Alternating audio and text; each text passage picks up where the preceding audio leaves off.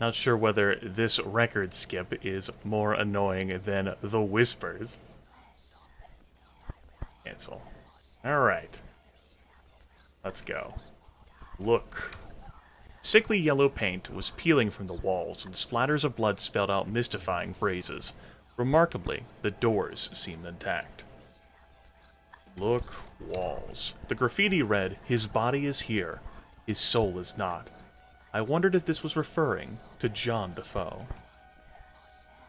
Open door. Look. Blood spatters covered every wall and surface in the room, as if someone had lost a fight with some horrible beast here. Metal tables and some kind of stone altar all showed evidence of recent slaughter. A mangled old sofa stood in one corner. Look, sofa. The sofa was a rotting green color, and some kind of sharp weapon had created a slash right across the fetid cushions. Look, tables. Two steel tables were provided as some kind of work surface. Bloodstains and a severed head were a strong indication of what kind of work they were intended for. Look, altar. Where once there had been a bed, there was now some kind of stone altar. Chains and manacles indicated that it was for sacrificial purposes. Get chains. I doubted I could have taken that with me. Look, head. The head was too badly smashed and mangled to recognize. Get a head. Even if I could have foreseen a purpose, for I had no intention of pocketing that disgusting thing. Fine. Open door. Look, window. The panes were cracked and blood-stained, and wooden boards blocked the view, apparently nailed haphazardly on from outside. There's a window in there. Open door. Look, window. Boards had been nailed onto the window, both inside and outside. Hardly a speck of light made it through the blockage. Pitch black, just like in 5 days. Look, door. Ordinary hotel room door, open door. In. Unlock door. Couldn't pick that open. Smash door. Prefer to leave violence for the last resort. Fine, Trilby. Fine. Open door. Stuck shut. Look, hole. Look, floor. Whatever, fine. Oh. Okay. Yeah, so the recording view that I made chopped out the black spaces at the top and bottom. I feel like I had this happen to me 8 years ago. I'm having a peculiar sense of deja vu right here. Of course, I noticed this because I'm looking at my recording screen, so because I'm playing my game through this, I'm also being cheated out of the view of the explicit top and bottom of the stairs. I could fix that. Hold on. I'm a professional. We're doing this live. Shut up, game. Let's see. If I make a window capture, that's just Trilby's notes. It doesn't have the black spaces chopped out, and I make it like that. Just that you folks can see how this looks. There. You see that it's not chopped out there, but I don't like how this view looks in comparison. Yeah, it doesn't distort as well to, No, no, no, no, no, no, no, no, no. No, I don't like it as much. Put a nice little filter on it.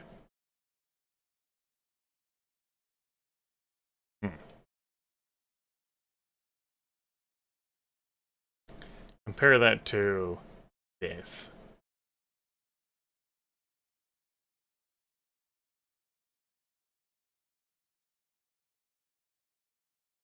Yeah, I'm willing to tolerate that little bit chopped off. Keep in mind, again, that it's not just what you folks are going to be seeing in the recording, but also what I'm playing through. I'm willing to tolerate losing out on those pieces at the top and bottom. Let's just go ahead and delete that source. The immense wonders of Modern technology as opposed to how I recorded videos when I first did this series. Turn the sound back on. Okay. So, look. The stairwell was built from old concrete, and a thick smell of damp filled the air.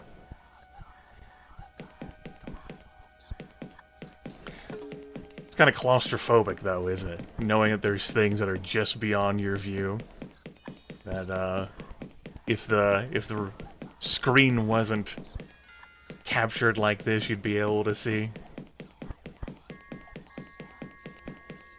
Look, wall. Blood seemed to be running down the stairs as if someone had attempted to send them while bleeding out with increasing speed. The words "bring her back" were spelt out on the north wall for unknown reasons. Look, body. It looked like some kind of porcelain mannequin but with bits missing. I couldn't see how it was attached to the wall. Touch body. Perhaps I should try remove body from wall. Besides, I didn't want to carry that around. Damn it. Never know when you need a body.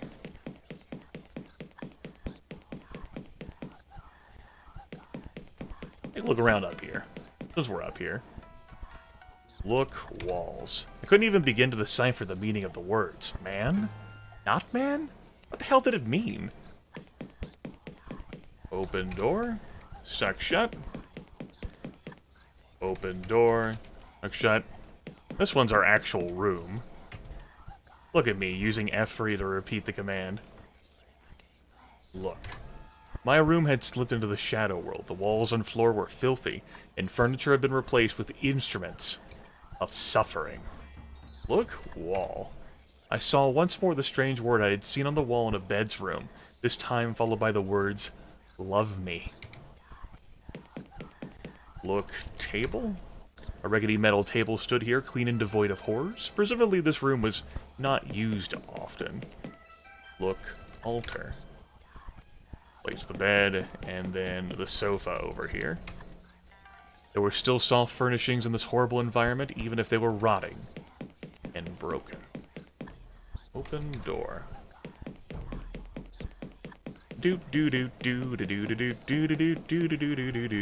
I do appreciate Trilby auto-moving instead of me having to hold down the arrow keys.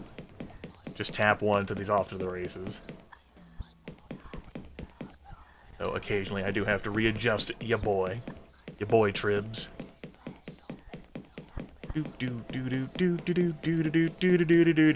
Let's not look at that down there. Nope, nope. Look. Look, walls. The graffiti read, "Priest or prisoner, acolyte or slave." I had no idea who it could be referring to. It didn't sound like something John Defoe would inspire. Open door. Door was stuck shut. Door was stuck shut. And finally, door was stuck shut. Very good. Fucking whispers. I hear voices in my head. They counsel me. They understand. They talk to me. Do do do do do do do do do do do do do do do. Look. The stairwell was built. There was a headless corpse slumped in the corner. Look, corpse. The body was that of a young, muscular man, I hazarded, and was wearing some kind of old-fashioned military uniform, complete with blue tunic and riding boots. Or to the point his head was missing, and his hands were worn down to bloody wads of flesh and bone. I noticed a collection of handwritten pages on the floor near his body. Look, wall. The corpse had apparently spent his last few moments of life making graffiti. Was he responsible for all the messages I had seen so far? Remember what I said about me enjoying Trilby moving with just a single tap? Look, notes. They appear to be entries from a diary. July 18th. Felicia and I took shelter from the storm at a decrepit old hotel in the forest. It seemed to be completely deserted, so we bedded down on the floor of the lobby for the night. It is so peaceful here. The noise of the storm seems far away. July 19th. Exploring the hotel, it has become increasingly clear that the place is not as innocent as it first seemed. We found ancient corpses and evidence of terrible deeds in several of the rooms. The storm has cleared, and we intend to leave as soon as possible. July 20th. I am certain now that devilry is at work. Every path we take through the forest brings us back to the hotel. We spent a whole day trying routes, or routes, to no avail. Felicia keeps talking of a demon she fancies she saw in the hotel kitchen last night. July 21st. Felicia is dead. I was too late to help her. I saw her murderer, just as she did. Perhaps I will be next. I am beginning to understand. July 23rd. The murderous figure in black, the one whose body is savagely stretched into a mockery of form, is not the architect of this nightmare. Rather, this is the work of that hideous lord of the Forbidden Lands. Gods forgive me. July 25th. I built a shrine to my captor in the lobby in an attempt to appease it. Nothing has changed. I have no more food. The horror is starting to affect my mind. July 28th. I am certain my mind is going. I imagined for a moment that the hotel had changed, had become finely decorated and welcoming as it must have once been in the past. I blinked, and it returned to its normal, hateful self. The next few pages were sprinkled with blood, obscuring some of the text. August 1st. What is his relationship to that disgusting beast? Is he a servant or a prisoner? Sometimes he acts alone, sometimes at the behest of a higher power. What does he want from me? August 3rd. He is after me now. I think I must have done something wrong. August 4th. It hurts. That was the last readable entry. I decided not to take them with me. They were covered in blood and all stuck together. The lobby, too, had been tainted, and the painting I sought was absent. Presumably it only existed in the hotel's normal form. If that was the case, I needed to find a way back there, or dispel the hallucination, if this truly was all in my mind. At this stage, I was beginning to wonder if this really was all John Defoe's doing. It didn't seem his style, somehow, but what other evil could possibly be the culprit? Look. The entrance room of the alternative hotel at least retained the basic shape of a lobby, in that the pigeonholes remained, and an altar about the right size and shape for a reception counter. Look, pigeonholes. So the pigeonholes contained disembodied organs and entrails, which presumably belonged inside the creature on the altar. Look, altar. There was some kind of waist-high stone altar, on which some poor wretch had underwent some kind of sacrificial ritual. Open door. The office door was locked. Pick door. I'd encountered far stronger locks in my time. I picked it open within 10 minutes. Open door. Pain. The room was tiny, and the absence of ventilation made the air very stuffy and thick. The only features were a safe and a table. Did we leave our keys on it? No. Look safe. It almost looked like some creature had exploded. Excuse me. Caught me off guard. Almost looked like some creature had exploded inside the safe, and the blood had shot out through the cracks around the door. Open safe? The door appeared to be jammed shut. This came as something of a relief. Well, we can't open it. It's jammed. Difference between something being jammed and something being locked. Trilby can't defeat jams. He can only defeat piggles. Look, door. The glass had been smashed out of the windows in the front door, and a familiar plague cross was smeared onto the door to the manager's office. Open. Look, walls. A pentagram had been scrawled on the north wall, and a cow's skull had been nailed in place over it. It seemed to be some kind of offering. Open door.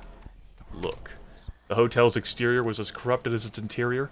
The ground beneath my feet was hard, red, and gritty, like desiccated clay. Look, heads. The two heads on the right were decayed down to their skulls, but the one on the left was very much fresh, its features made unfamiliar, the torment it had undergone. Look, grates. Look, grate? Look, wall? Look, hotel. Whatever. Doesn't matter. It's someone who's dead. Look, fence. Taking a closer look, I noticed that there were several knotholes in the fence. Look, knotholes? The holes were big enough to offer a view of the area beyond if I could just get closer. Damn it. I clicked outside of the game window and onto my recording preview to save. That's jarring for me still.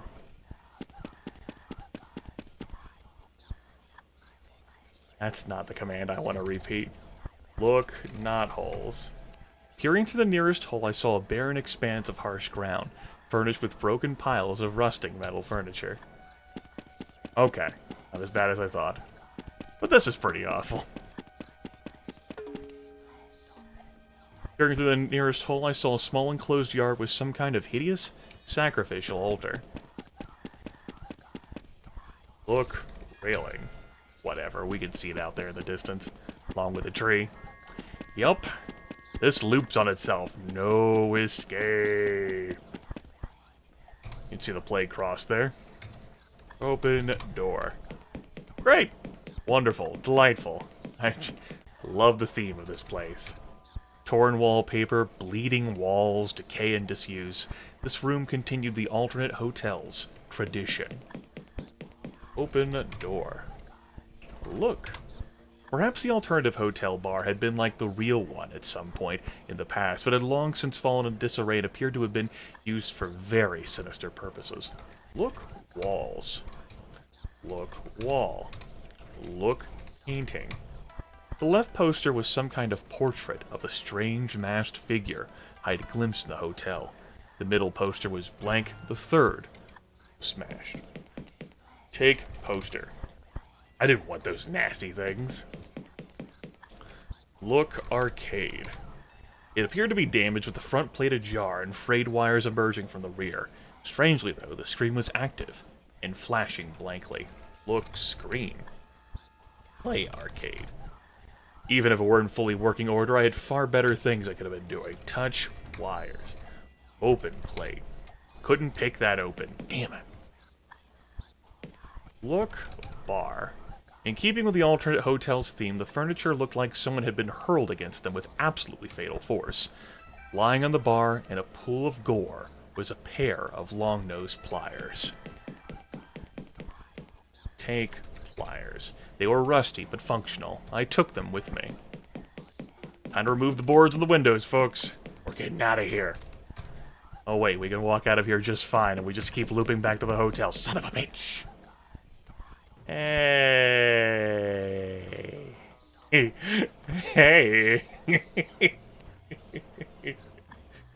Who wants a hug? I can't mouse over him. Damn it. You can see my mouse trying to go there. That wonderful guy up there posed like that. It's like, he wants a hug. He's like frozen in like prime position. It had apparently once been a dining room, judging by the number of tables. There were a total of 4 exits to adjoining rooms. Look, door. There were 4 doors, none of which seemed inviting. One to the east led back to the hallway, one to the west leading to the kitchen, one to some kind of unisex bathroom, and another large one that someone had boarded up. Some kind of flayed corpse was nailed to the place over the door to the toilet, blocking the way. Remove boards. The boards seem brittle, but not that brittle. Some kind of tool would be required. Use pliers on boards. The nails were hammered into the boards too far. I couldn't get a grip on them with the pliers. Look, wall. The words, "It feeds. It grows." No time for Metallica. Were inexplicably spelled out on the north wall in the prerequisite bloody letters. Look, table. The tables were universally hidden under tablecloths, yellowed and stinking with age. There was a plate of rancid meat on the center one, adding its evil stench to the air. The evil stench of rancid meat. Look, meat. An arrangement of uncooked meat with ribs sticking out on the center table that seemed to be attracting insects beautifully. I tried not to think about what kind of meat it was. Take meat. I tore off a lump of meat to take with me. If I came up against anything hostile and carnivorous in this place, it would help to have something other than myself to offer it. Take tablecloth. I didn't understand the word tablecloth, you son of a bitch. Look, body. The body had been completely flayed and still glistened wetly with blood. You know, the more I think about it, the more I just have like a whole lot of Hellraiser vibes from this damn hotel. Actually, that's very applicable. Oh, it doesn't matter. More on that later. The hands and one of the feet were held in place around the door with 6-inch nails, as opposed to 9-inch nails. Open door. Kitchen doors refused to open. Convince the doors to open themselves.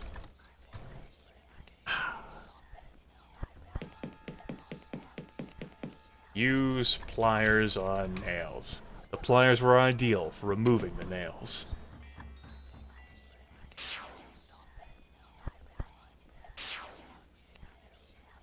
Great. Great. Look. The gloomy lavatories were in a state of advanced disrepair. One of the cubicle doors was hanging off its hinges, and the mirror above the counter was broken. Look, mirror. The cracks and stains twisted my reflection into something most unpleasing. Look, counter. The counter had 2 sinks and was covered in filth and mold. To my surprise, a brand new sealed envelope was sitting between the basins. Look, envelope. Contrary to everything else in the hotel, it was completely clean. Slightly alarmingly, it was addressed to me. Take envelope. Baffled, I took the envelope. It was strangely bulky and tore it open. A white pill bottle and a note fell out into my hand. I here enclosed the note with this report. Trilby, if you're reading this, then you too have seen the hotel change. At present, I have no idea if the alternative hotel is part of the ethereal realm, or some kind of construct, a pocket dimension. There is a definite correlation between one's level of agitation and one's tendency to reality shift. Fear is your enemy. It is the mind killer. It leaves you shining like a beacon for whatever evil brought us to this place. Enclosed is a bottle of tranquilizers from my personal first aid kit. When you find yourself shifting into the other place, take a pill and try to calm down, and the real hotel will return, oh yeah, sure, don't fucking panic about this whole, ethereal realm, whatever, closed pocket dimension, fucking rope trick myself into this place, I can rope trick myself back out. Do not let it concern you. Yep, great. I am researching the phenomenon. Your task is to find Defoe. Good luck, Agent Linkman. Linkman's letter raised more questions than it answered. I pocketed the pill bottle. Look, bottle. Look at pill bottle. It seemed like a perfectly ordinary child-proof bottle of medical-grade tranquilizer pills.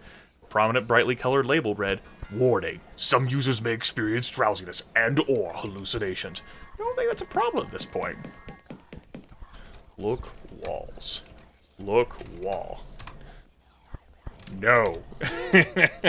Me neither. Look at toilets. None of the toilets appeared to be functional. One of them was overflowing with blood, which left me disinclined to investigate the others. Take pill. Hesitantly, I tipped a tranquilizer into my palm and swallowed it, without water. It quickly took effect. I felt the anxiety lift from the pit of my stomach, and my dismal surroundings seemed to feel less imposing. Then I felt that strange sensation again, of lightheadedness and detachment, as the world around me began to quiver.